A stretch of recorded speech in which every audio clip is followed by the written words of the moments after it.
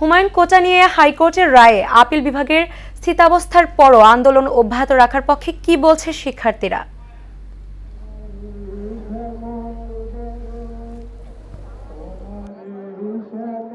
আপনি জানেন যে সরকারি চাকরিতে কোটা বৈষম্য অর্থাৎ রোধ করবে নিরসনে অর্থাৎ বৈষম্য বিরোধী ছাত্র আন্দোলন তারা লাগাতার কর্মসূচি পালন করে আসছে। এখানে আমি আছি শাহবাগ মোড়ে। এখানে অর্থাৎ সকাল 10টার পর থেকে কিন্তু ঢাকা বিশ্ববিদ্যালয়ের শিক্ষার্থীরা তারা অবস্থান নিয়ে তারা তাদের যে দাবি অর্থাৎ সব ধরনের কোটা 5% রাখার দাবিতে তারা তাদের আন্দোলনের কর্মসূচি চালিয়ে আসছেন। তো এখানে অর্থাৎ যারা আন্দোলন করছেন আমরা তাদের সাথে কথা বলবো।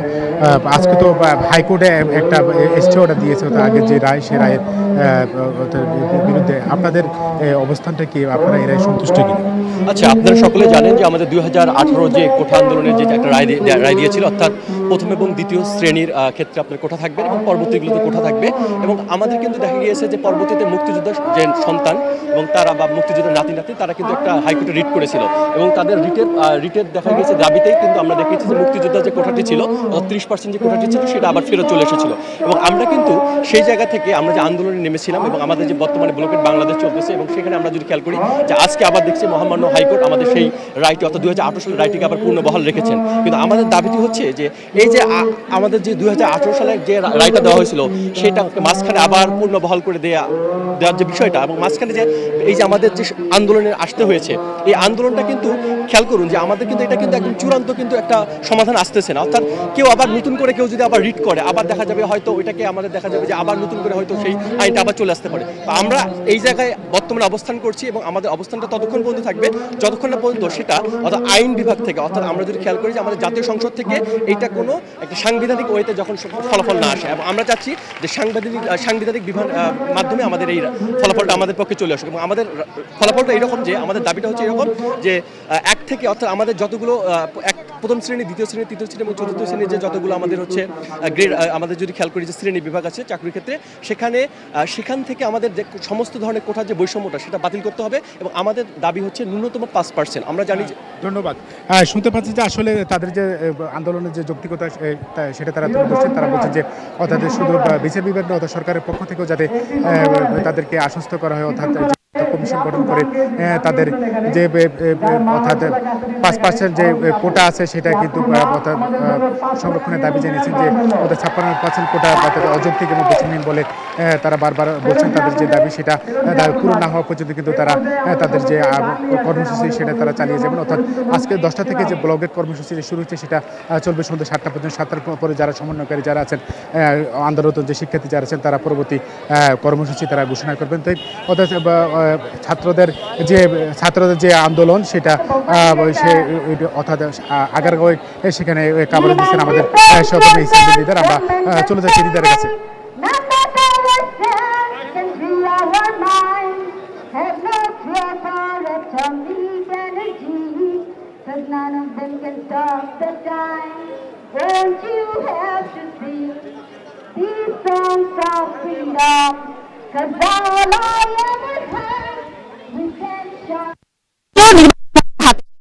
হুমায়ুন, আপনাকে ধন্যবাদ।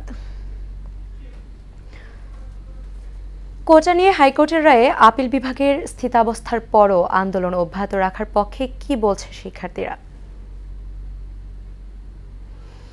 কোটা বিরোধী আন্দোলনের অংশ হিসেবে ময়মনসিংহের রেলপথ অবরোধ করে বিক্ষোভ করছে বাংলাদেশ কৃষি বিশ্ববিদ্যালয়ের শিক্ষার্থীরা। সকালে ক্যাম্পাসে বিক্ষোভ শেষে জব্বারের মোড় এলাকায় ঢাকা থেকে ছেড়ে আসা দেওয়ানগঞ্জগামী তিস্তা এক্সপ্রেস ট্রেন আটকে দেন তারা। শিক্ষার্থীরা জানান, আদালত দাবির পক্ষে রায় না দিলে আন্দোলন চলমান থাকবে। এ নিয়ে বিস্তারিত জানাতে ময়মনসিংহ থেকে যোগ দিচ্ছেন সহকর্মী রুবায়েত বাপি। বাপি, রেলপথ অবরোধের সর্বশেষ অবস্থা কি?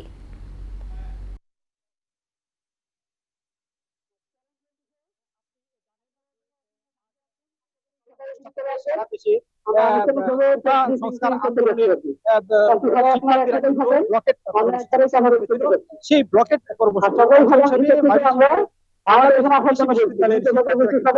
সকাল ক্যাম্পাসে মিছিল করে বিক্ষোভ মিছিল শেষে তারা কিন্তু সেই মিছিলটি বিশ্ববিদ্যালয়ের যে জব্বারের মোড় আছে সেই জব্বারের মোড় রেল গেটে এসে অবস্থান নেই। এবং সেখানে কিন্তু তারা ঢাকা থেকে ছেড়ে আসা জামালপুর দেওয়ানগঞ্জগামী তিস্তা এক্সপ্রেস ট্রেনটি আটকে দেয় এবং আটকে দেওয়ার পর থেকে 11টায় নাগাদ তারা এই ট্রেনটি আটকে দিয়েছে এবং সেই থেকে এখন পর্যন্ত কিন্তু সেই বিশ্ববিদ্যালয়ের যে জব্বারের মূল রেলগেট সেই রেলগেটে কিন্তু এখনো তিস্তা ট্রেনটি দাঁড়িয়ে আছে। তো শিক্ষার্থীরা কিন্তু তারা যেটি বলছিলেন যে তাদের যে দাবি, যে কোটা সংস্কারের যে দাবি সর্ব অবস্থায়, সেই সংস্কারের দাবিতে কিন্তু তারা অনড় রয়েছেন। তো আমরা এখন কিন্তু এখানে একজন শিক্ষার্থীর সাথে কথা বলবো যে কিছুক্ষণ আগে কিন্তু হাইকোর্ট একটি আদেশ দিয়েছেন, এরপরেও আপনাদের কি কর্মসূচি, আপনারা কি আগামী দিনে কি করতে চান? দেখুন, সর্বপ্রথম বলতে চাই যে আমরা কিন্তু 18 সালেও রাস্তায় নেমে এসেছিলাম, আমরা এটার জন্য আন্দোলন করেছি এবং আমরা স্থায়ী সমাধান পাইনি জন্য বলেই কিন্তু আমাদেরকে আজকেও আবার রাস্তায় নামতে হয়েছে।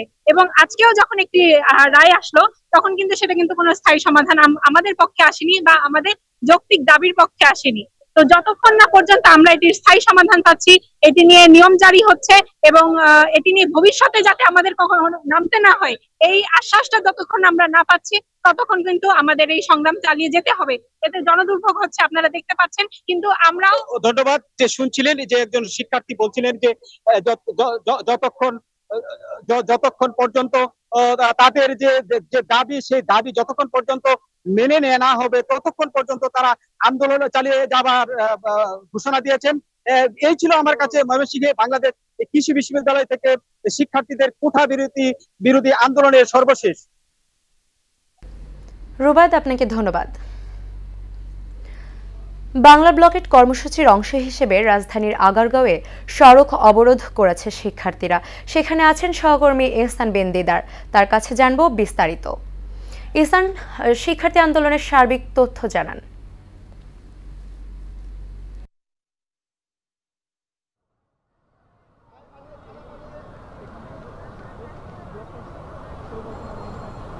জি, আপনাকে ধন্যবাদ। সকালবেলা হাইকোর্ট কিন্তু যে কোটা পদ্ধতি আছে সেটি 1 মাসের জন্য বাতিল করে 2018 সালের যে পরিপত্র আছে সেটিকে বহাল করেছেন।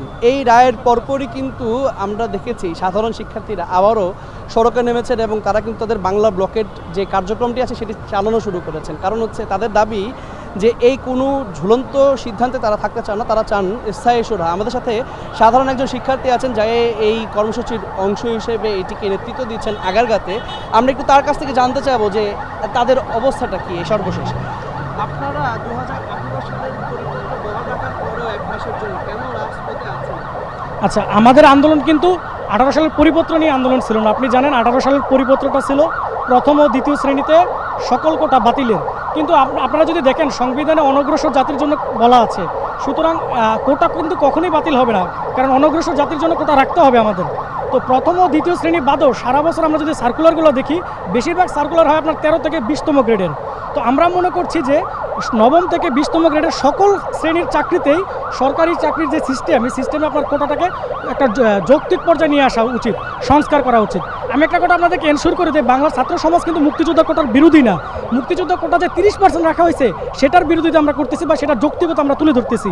আমরা চাই প্রতিবন্ধীদের জন্য কোটা থাকুক, অনগ্রসর জাতি যারা পার্বত্য চট্টগ্রামের বাসিন্দা তাদের জন্য কোটা থাকুক, কিন্তু সেটা একটা দ্রুততম সংস্কার পর্যায়ে নিয়ে ন্যূনতম পর্যায়ে নিয়ে আসা হোক।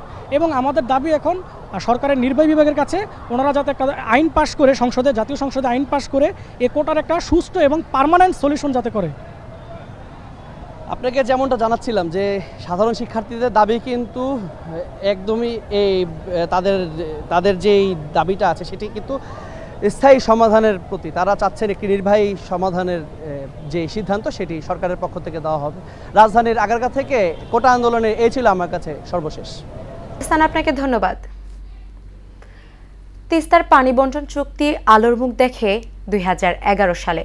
তৎকালীন প্রধানমন্ত্রী মনমোহন সিং ঢাকা সফরে এলেও শেষ মুহূর্তে পশ্চিমবঙ্গের সরকার মমতা না আসায় সে চুক্তি আটকে যায়।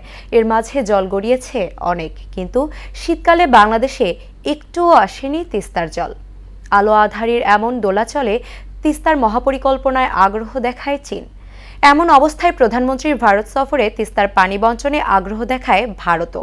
কিন্তু এবারে মমতার সেই স্বভাব সুলভ খড়গহস্ত মনোভাব। মনিরুল ইসলামের রিপোর্ট।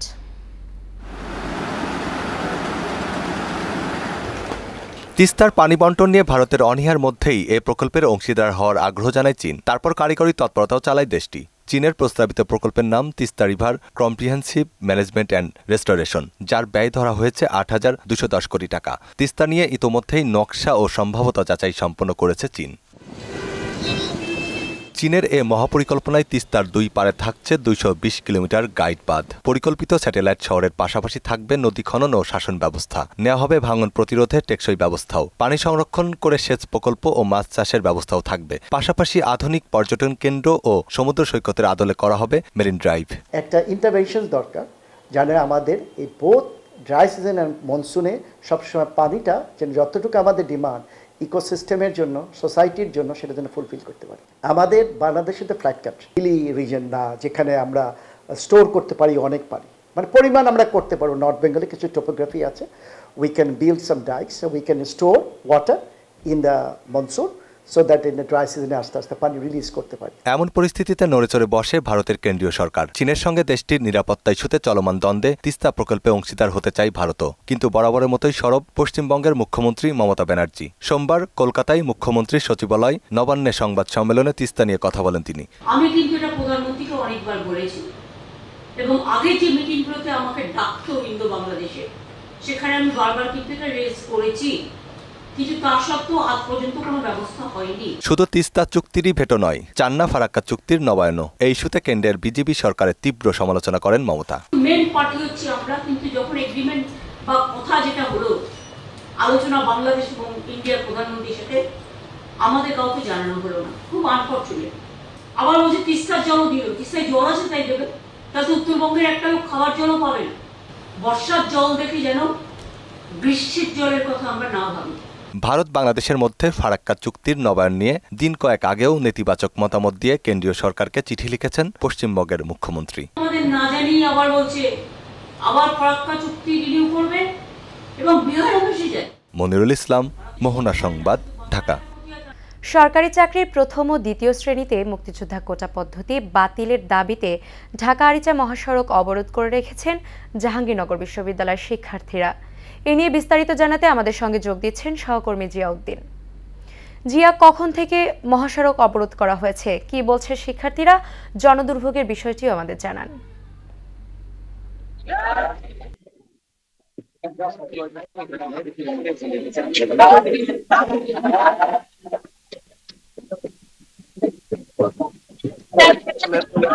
বিরুদ্ধে তারা কিন্তু মহাসড়ক অবরোধ করেছে। সকাল থেকে একটু বেশি 11টা থেকে তারা মহাসড়ক অবরোধ করে, যার ফলে কিন্তু দীর্ঘ যানজটের সৃষ্টি হয়, জনদুর্ভোগের সৃষ্টি হয়। তো জাহাঙ্গীরনগর বিশ্ববিদ্যালয় শিক্ষার্থীদের সাথে আমরা কথা বলেছি, তারা যেমনটি জানিয়েছেন যে কোটা আন্দোলনের এক দফা দাবিতে তারা কিন্তু রাজপথে রয়েছে। তো এখানে উপস্থিত রয়েছে কোটা আন্দোলনের জিতু আহমেদ, আমরা কথা বলবো তার সাথে।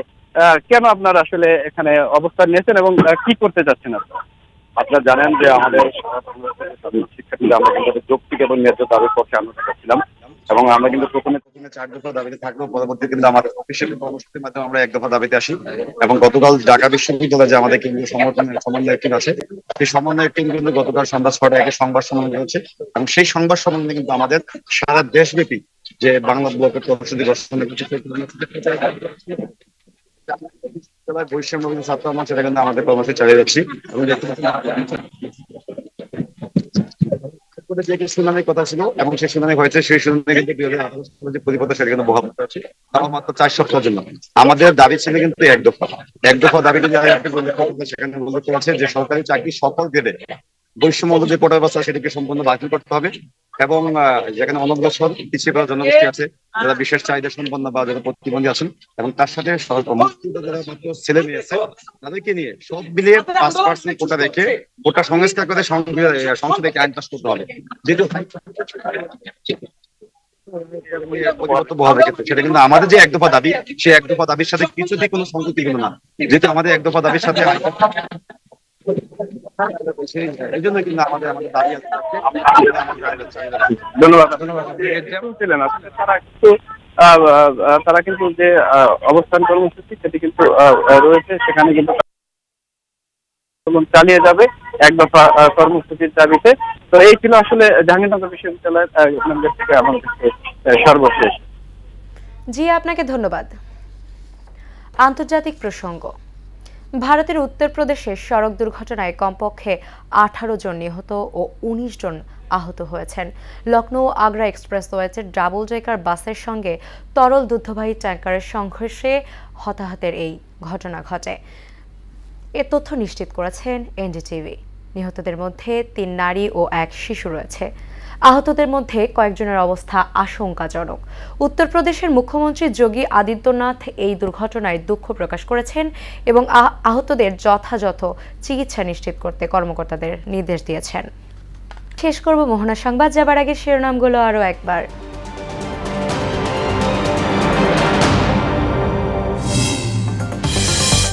চীনের সঙ্গে 21টি সমঝোতা স্মারক সই এবং 7টি ঘোষণাপত্র সই। গুরুত্ব পেয়েছে বাংলাদেশের অর্থনৈতিক উন্নয়ন। কোটা বাতিলে হাইকোর্টের দেওয়া আপিল বিভাগে 1 মাসের স্থিতাবস্থা। আন্দোলন ছেড়ে শিক্ষার্থীদের ক্লাসে ফেরার আহ্বান প্রধান বিচারপতির। আপিল বিভাগের রায় প্রত্যাখ্যান করে শিক্ষার্থীদের আন্দোলন অব্যাহত। ঢাকা সহ সারা দেশের সড়ক মহাসড়ক রেলপথ অবরোধ। এবং মমতার অনাগ্রহে তিস্তার পানিবঞ্চিত বাংলাদেশ। চীনের মহাপরিকল্পনায় আগ্রহ বাড়ছে ঢাকার।